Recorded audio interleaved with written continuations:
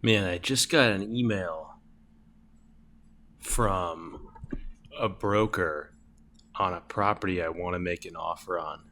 And I don't even know where to begin with some of this stuff. I say, "Hello, my name is my name. Can you help me take a look at your listing on, blank street? I left you a voicemail the other day, but have not heard back." I get a response today, about 5 days later. "Hello, you must hire a real estate agent.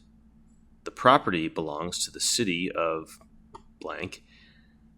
They will not work with a buyer who is not represented. I cannot represent you since they consider that a conflict of interest. Thank you." I respond by saying, "Hi, I'm okay with signing a waiver to be unrepresented. I do not need a realtor. Thank you." And then they say back, "They won't do it. Their legal department won't allow it. Liability reasons." What liability? What liability could they possibly face if they sign a purchase agreement with somebody and then I close on the property and get a clear title report? It, you don't need a realtor to buy a property. It's just, what is, for the record, I found a realtor I know. I said, "Hey, I'm dealing with this nonsense. Can you just rep me so I can submit an offer on this property?" And he goes, "Yeah, sure."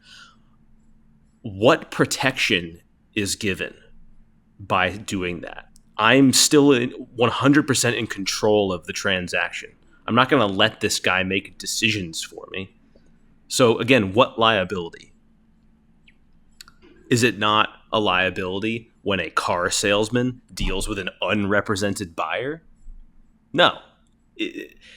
This stuff is exactly why I think the entire the single family real estate industry, when it comes to brokers and agents, it's all a scam.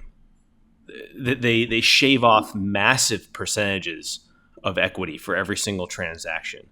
I mean, maybe back in the day when you actually needed them to look at properties on the internet, like before the internet was really a thing for finding real estate, yeah, you needed to ask them because they were in the know of what a property is worth. But nowadays, you can just go on the internet and it's not difficult, if you use common sense to comp a property.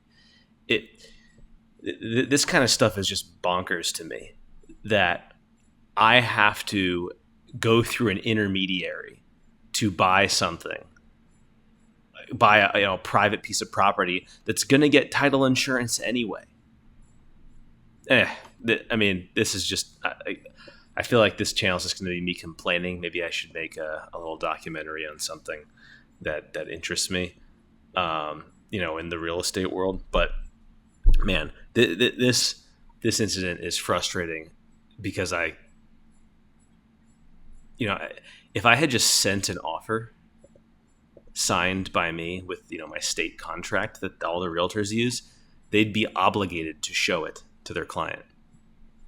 I just didn't want to be, super forceful. Maybe I should have just done that just to see what happens. Because I don't think that the agent would want to risk their license by not showing their client the offer. I just don't see how, logically you can make the claim that it's a conflict of interest. Me getting a buyer's agent is a conflict of interest because they get paid based off of the value of the home that they sell, the price. But aren't they supposed to be getting me the best price possible? See how this doesn't make any sense? If both parties, both agent parties benefit from the price being as high as possible, how is that beneficial to me as a buyer?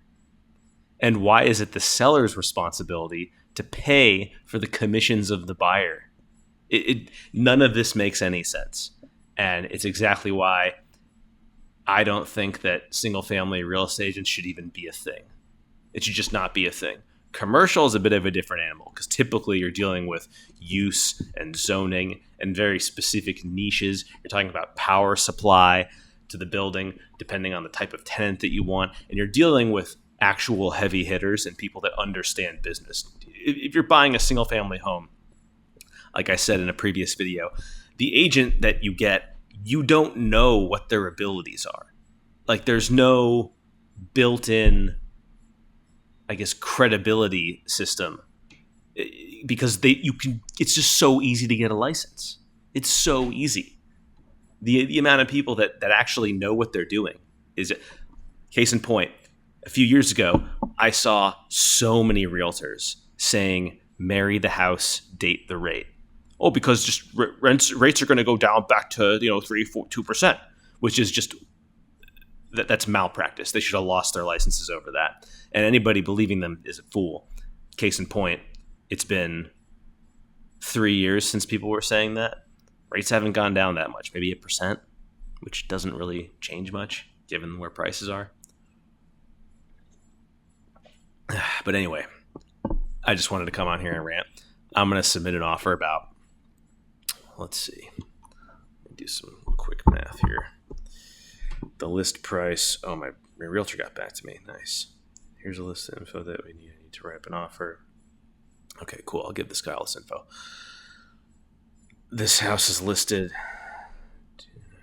So it's listed too high. Oops.